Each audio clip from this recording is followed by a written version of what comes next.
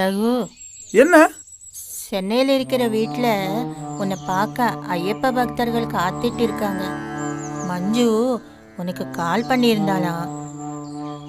நீ தவத்தில் இருந்ததுனால ஃபோன் எடுக்கல, அதனால எனக்கு பண்ணா. மஞ்சு உன்னை உடனே கிளம்பி வர சொன்னா. ஐயப்பா. இந்தாப்பா டீ. ஐயோ தேங்க்யூ.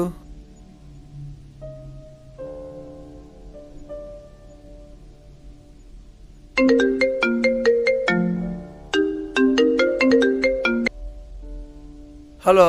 கிளம்பிட்டீங்களா? சொல்லுமா. வள்ளியம்மா சொன்னாங்களா? சொன்னாங்கம்மா.